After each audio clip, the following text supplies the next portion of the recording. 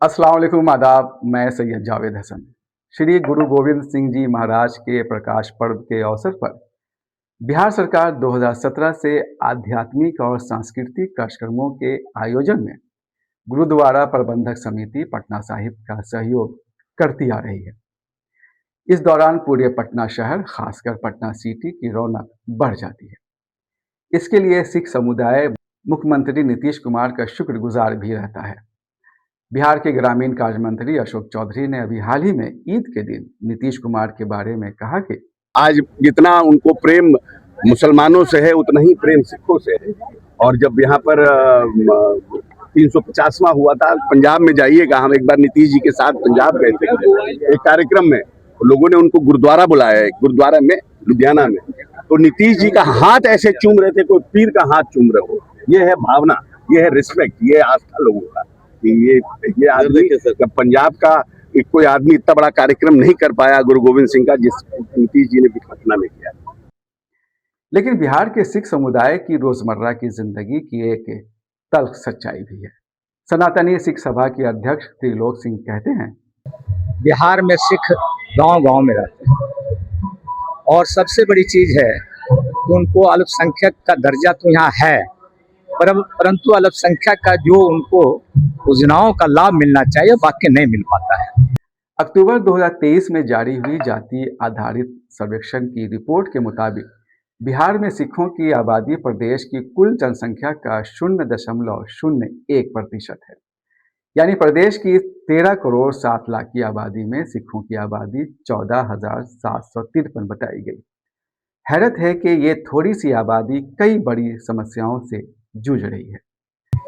चाहे आवास की योजना हो, चाहे नौकरी में हो, प्राथमिकता हो, चाहे बिजनेस में हो, कई प्रकार की योजनाएं हैं जिसका लाभ उनको नहीं मिल पाता है। इसका वजह क्या है कि एक तो यहाँ के सनातनी सिख गुरु महाराज के प्रभाव में आकर, गुरु महाराज के उपदेश के कारण जो है, गुरु नानक देव जी से लेकर गुरु गोविंद सिंह महाराज तक सिख सजे लोग आज भी हैं और सज भी रहे हैं।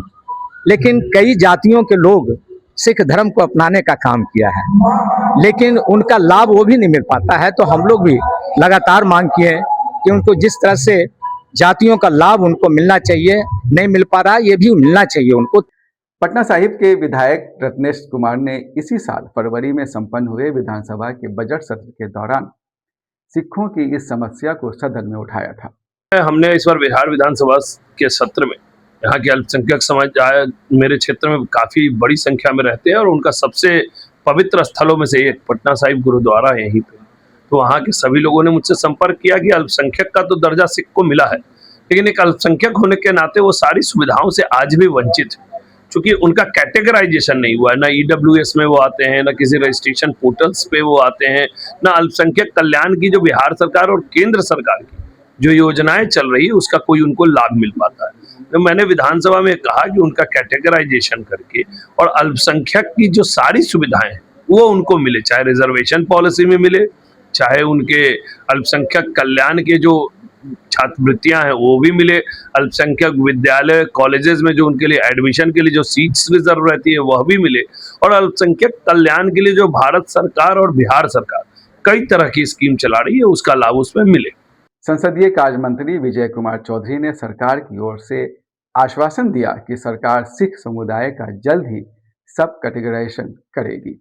सरकार ने कहा कि चूंकि अभी तक अल्पसंख्यक को कैटेगराइज नहीं किया गया है, अल्पसंख्यक एक वर्ग के रूप में आइडेंटिफाई किया हुआ है, उसका सबकास्ट नहीं काउंट किए सिखों में या अदर अल्पसंख्यक अदर देन मुस्लिम, उनका कैटेगराइजेशन करेंगे और कैटेगराइजेशन करके उनको लाभ पहुंचाने का काम करेंगे। त्रिलोक सिंह को इस बात का भी मलाल है कि बिहार की सत्ता में सिखों की कोई भागीदारी नहीं है। सबसे बड़ी चीज की आवाज लोकसभा विधानसभा में कौन उठाएगा बिहार के लोगों का?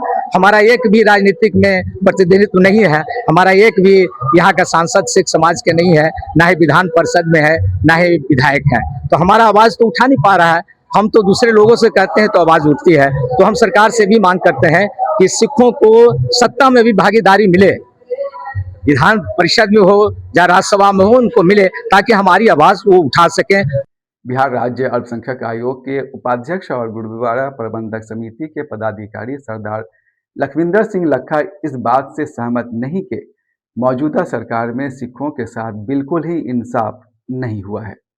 देखिए, मैं तो पहले ये बात बता दूं, आपको क्लियर कर दूं कि सिखों को इंसाफ नहीं मिल रहा है, ये गलत बात है। अभी अभी आपको इंटरव्यू देने से पहले मैं 100 करोड़ रुपए की पार्किंग का एक उद्घाटन करके आया हूं, जो बिहार सरकार ने तख्त पटना साहब को एक मल्टी स्टोरी पार्किंग जो है वो बनाने का बात कहा था, और जिसको 100 करोड़ रुपए लगा करके बनाने की आज उनका जो है कार्य आरंभ हुआ। नींव पत्थर जो होता है वो रखा गया, और 100 करोड़ रुपए की लागत से ये जो मल्टी स्टोरी पार्किंग बनेगी, इसका लाभ जो है सिर्फ बिहार के सिखों को नहीं, देश विदेश से जो सिख आएंगे यहाँ तख्त पटना साहब दर्शन करने के लिए, उनको भी होगा। हालांकि अल्पसंख्यक आयोग के उपाध्यक्ष ने स्वीकार किया कि बिहार सरकार से तकनीकी चूक हुई है, जिसकी वजह से सिखों को बराबरी का दर्जा नहीं मिल पा रहा है। एक छोटी सी समस्या है, उसे हम लोग समस्या कह सकते हैं, कि सिखों को जो है अल्पसंख्यक सिख हैं, मगर अल्पसंख्यक 2014 में जो गजट पास हुआ था केंद्र सरकार की तरफ से, उसमें 6 समुदाय जो हैं उनको अल्पसंख्यक जो है माना गया था, जिसमें सिख भी हैं। तो ये टेक्निकल प्रॉब्लम कह लीजिए या चूक कह लीजिए कि बिहार में जो है, बिहार का जो पोर्टल है, पोर्टल में सिख दर्ज नहीं है। माननीय डॉक्टर दिलीप जायसवाल जी जो हैं, किशनगंज से हैं, माननीय मंत्री हैं, तो उनसे भी हमेशा जो है हम लोगों ने इसको लेकर के चर्चा किया, वो भी हमेशा कोशिश कर रहे हैं। तो ये जो एक टेक्निकल प्रॉब्लम है कि जो बिहार में सिखों को अल्पसंख्यक प्रमाण पत्र जो है वो नहीं मिल पा रहा है, जिस कारण कहीं कहीं पे जो सिख छात्र हैं, सिख व्यवसायी हैं, जिनको सरकार की सब्सिडी या सरकार की चलाई जाने वाली कल्याणकारी योजनाओं का पूर्ण लाभ जो है नहीं मिल पा रहा है, इसको लेकर के जो है हम लोग लगातार सरकार के साथ जो है राब्ता बनाए हुए हैं, और सरकार जो है इस पर कोशिश भी कर रही है। और अभी जो विधानसभा में जब ये मामला जो है लाया गया था, ध्यानाकर्षण में जो ये मामले को लाया गया था, तो उसके बाद जो है ये मामला जो है ध्यानाकर्षण समिति में ये चले गया है, और उम्मीद है कि बिहार सरकार बहुत जल्दी जो है इस मामले को निपटा करके बिहार के जो सिख हैं उनको बराबरी का जो हक है, बराबरी का जो हिस्सा है वो मिलेगा। अल्पसंख्यकों के लिए जो कल्याणकारी योजनाएं जो बिहार सरकार की तरफ से चलाई जा रही है, उन योजनाओं का जो है पूर्णतः लाभ जो है हमारे सिख समुदाय के लोगों को भी मिलेगा, ऐसी मुझे आशा है। लखविंदर सिंह लखा ने कहा कि सिखों को इंसाफ दिलाने के लिए अल्पसंख्यक आयोग भी अपने स्तर से कार्रवाई कर रहा है। देखिए, आयोग इस दिशा में जो है, आयोग में मैं सिख हूँ, सिख प्रतिनिधि होने के नाते मैंने जो है, ये हमारे अध्यक्ष हैं गुलाम रसूल बलियावी जी, और हमारे उपाध्यक्ष नूरानी जी हैं, हमारे जो माननीय सदस्यगण हैं, तो हम लोगों ने बैठक करके ये एक जो प्रपोजल जो होता है, या सरकार को ये फाइल भेज दिया है, और सरकार ने उस फाइल के मद्देनजर ही जो है इसको सदन में, ये विधानसभा में इस मामले को उठाया गया था, और बहुत जल्दी ही इस मामले को जो हम लोग निपटा लेंगे। और हमारे जितने भी बिहार में रहने वाले सिख भाई हैं, सिख नौजवान हैं, सिख छात्र छात्राएं हैं, जिनको जो है इनका लाभ पूर्णतः रूप से मिलने लगेगा। त्रिलोक सिंह कहते हैं कि शिक्षा के क्षेत्र में भी सिख नौजवानों की उपेक्षा हो रही है। शिक्षा के अंदर एक अलग से विशेष हमारे सिखों माइनॉरिटी के लिए सिख छात्रावास बनाया जाए। दूसरा चीज, जहाँ 10 सिख के बच्चे पढ़ते हो वहाँ पंजाबी टीचर का बहाली हो, ताकि हमारी भाषा जो है उनको बताया जा सके। दूसरा चीज कि हमारे गुरु गोविंद सिंह कॉलेज है, यहाँ गुरु गोविंद सिंह कॉलेज तो सिखों के नाम से है, परंतु सिखों के सिर्फ कागजे में ही सिर्फ दब के रह गया कि इनका परसेंट इनका है। आप देखिए, वहाँ एक भी सिख हमारा प्रिंसिपल नहीं है, जबकि उस कॉलेज का ऐसा है कि सिख ही प्रिंसिपल होंगे। लेकिन आज तक एक दलवीर सिंह के जाने के बाद आज तक कोई सिख नहीं है। 10% बहाली की बात है, वहाँ के सिख बच्चों को शिक्षा में फैसिलिटी देने के बाद कुछ नहीं मिलता है, वैसे सब ढाक के 3 पात हैं। तो मैं गवर्नर साहब से भी ये आपके चैनल के माध्यम से बताना चाहता हूँ कि एक गुरु गोविंद सिंह जो है विश्वविद्यालय बनाया जाए, और विश्वविद्यालय बने ताकि एक गौरव बढ़े। भाषा और साहित्य के क्षेत्र में नुमाइंदगी को लेकर भी सिख समुदाय की कई मांगे हैं। बिहार के अंदर कई एकेडमी है, भाषाई एकेडमी है, आपने देखा होगा, कई है, उर्दू है, मैथिली है, संस्कृत है, यह एकेडमी बना है।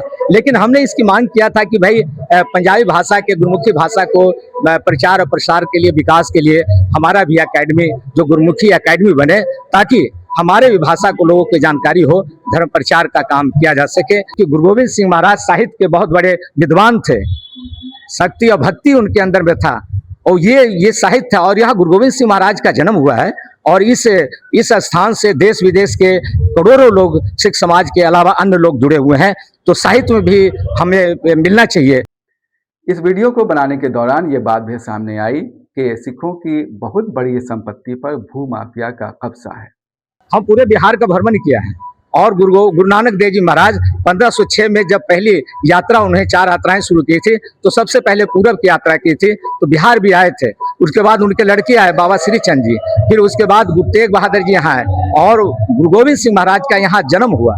तो ये काफी स्थान बिहार में ऐसे हैं कि उनके उन अनुयायी है, जो नानक साई संगत मठ के नाम से है, उनके पास काफी जगह है, गुरुद्वारा है, और वहाँ गुरु ग्रंथ साहब महाराज प्रकाश है। लेकिन भू माफिया ने उस जगह को कब्जा करके रखा है। सरकार से कई बार हमने इस बात को उठाया था कि भाई भू माफिया से कब्जा मुक्त कराकर ये जो है उसका चार दीवारी कराया जाए और उसका विकास कराया जाए, और वहाँ इस तरह के जो है समाज के हित के लिए जो होता है उस काम को किया जाए।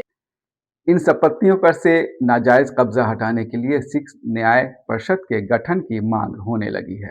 जिस तरह से वक्फ बोर्ड है, धार्मिक न्यास परिषद है, उसी तरह से सिख धार्मिक न्यास परिषद बनाया जाए। क्योंकि गुरुद्वारा प्रबंधक कमेटी है, लेकिन उनके पास कोई पावर नहीं है, कोई उसके पास पावर नहीं हो, क्या करेगा भाई? वो तो सरकार के बोलेगा। अगर सिख धार्मिक न्यास परिषद बन जाता है तो उसको एक अधिकार मिल जाएगा, पावर मिल जाएगा, तो जो आज भू माफिया जो कब्जा करके बैठा हुआ है उसको छुड़ाने का काम करेंगे, और हमारी जो समस्या है वो सुनेंगे। आज 1-2 बीघा नहीं, सैकड़ों बीघा जमीन जो है भू माफिया कब्जा करके रखा है, जिसकी लड़ाई हम कर रहे हैं। देखिए रजौली में किया, रजौली में मुक्त कराया गया।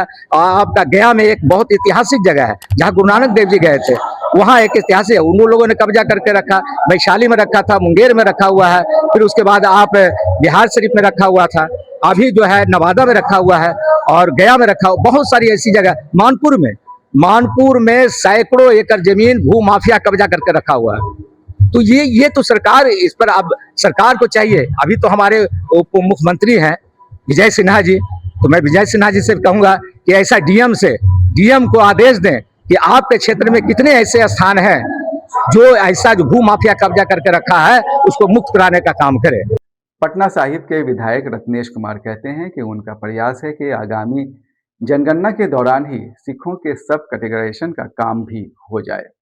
कि बहुत दिनों बाद इस देश में जातीय जनगणना हो रही है, तो स्वाभाविक है कि सिख भी गिने जाएंगे, तो सिख का कैटेगराइजेशन उसी जाति जनगणना में हो जाए, जिससे कि इस अल्पसंख्यक समुदाय को मिलने वाले सारे अधिकार, सारी सुविधाएं, सारी फैसिलिटी से उनको वंचित ना होना पड़े, उनको वो सारा लाभ। हमने शुरू में प्रकाश पर्व का जिक्र किया था। इस वीडियो को देखने के बाद आपको अंदाजा हो गया होगा कि रोशनी के पीछे सिख समुदाय के अंदर कितना अंधेरा है। ये अंधेरा जितना जल्द दूर हो अच्छा है। अगले वीडियो के लिए दीजिए इजाजत। अल्लाह हाफिज।